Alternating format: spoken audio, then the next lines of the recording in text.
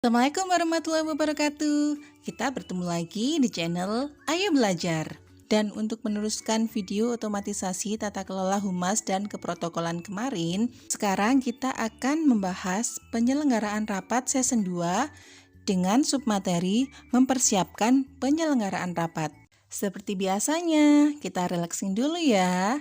Sebelum memulai materi, kita dengarkan dulu sayup-sayup bunga sakura yang berguguran supaya pikiran kita lebih santai sehingga belajar akan menyenangkan.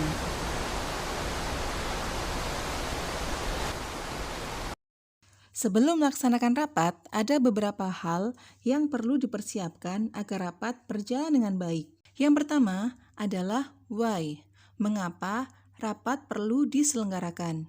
Hal ini untuk menentukan urgensi dari rapat tersebut.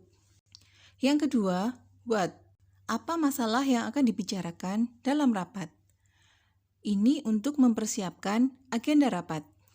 Yang ketiga, who, siapa saja yang akan diundang dalam rapat tersebut untuk menentukan peserta rapat yang akan diundang.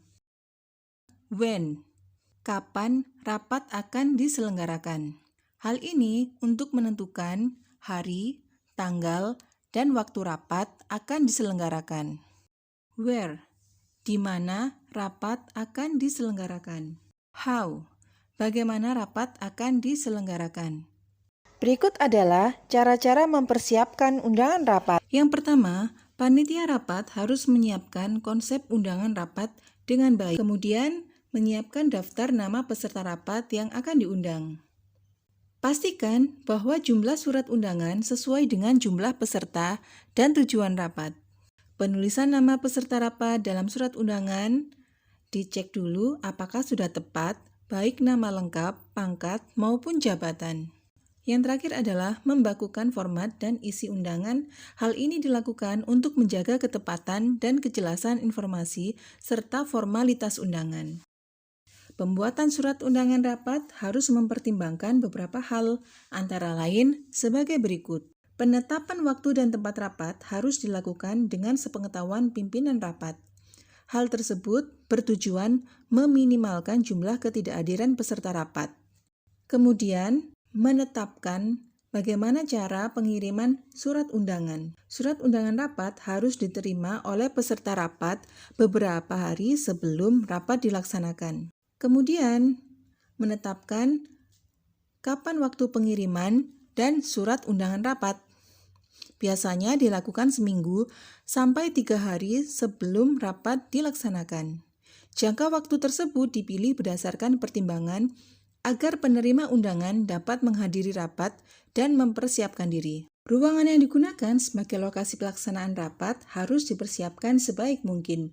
Persiapan tersebut dilakukan dengan mengatur tempat duduk para peserta berdasarkan jumlah peserta rapat dan suasana yang ingin dibangun. Model pengaturan yang bisa diterapkan antara lain sebagai berikut. Penataan tipe teater. Tata letak ini dipakai untuk memaksimalkan ruangan dan presentasi kurang dari 2 jam. Paling efisien untuk peserta bertindak sebagai penonton atau pendengar. Penataan tipe ini dianjurkan tidak dengan makanan atau mengambil catatan yang diperlukan. Tata ruang rapat bentuk U. Model ini cocok untuk rapat informal. Semua peserta rapat merasa dihargai dan untuk menimbulkan semangat teamwork. Ideal untuk berinteraksi antar peserta dan ideal dengan penggunaan audio visual.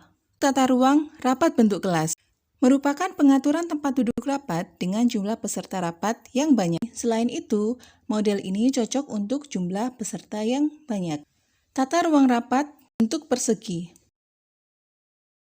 Bentuk ruangan yang dipakai untuk menampung table setup ini idealnya kotak atau 4 persegi panjang.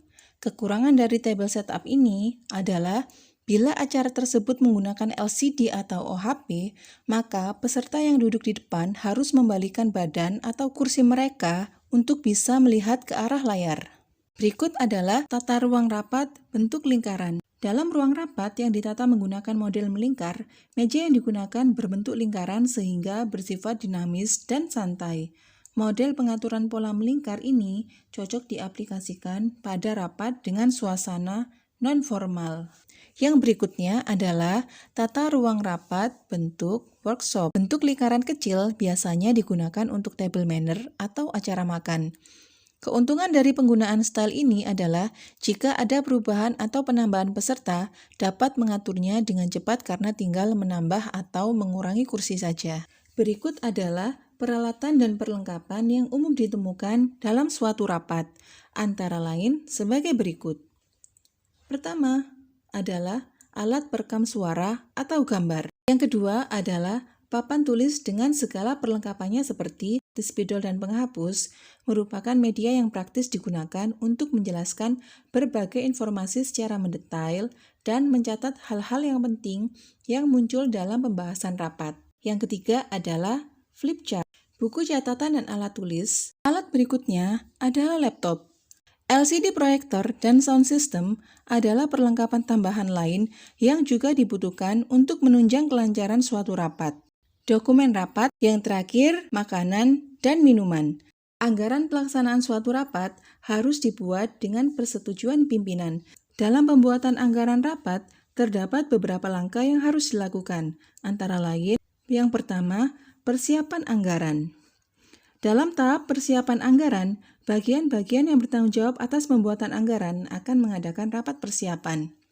Rapat ini dilakukan untuk menentukan bagian-bagian yang membutuhkan anggaran beserta besarnya anggaran yang akan direalisasikan. Yang kedua adalah penentuan pedoman anggaran, di mana anggaran harus mengacu pada pagu anggaran. Nah, ini adalah contoh anggaran rapat secara sederhana. Sekian materi kita hari ini. Ditunggu ya materi selanjutnya. Nanti kita akan membahas tentang penyelenggaraan rapat. Tetap semangat! Wassalamualaikum warahmatullahi wabarakatuh.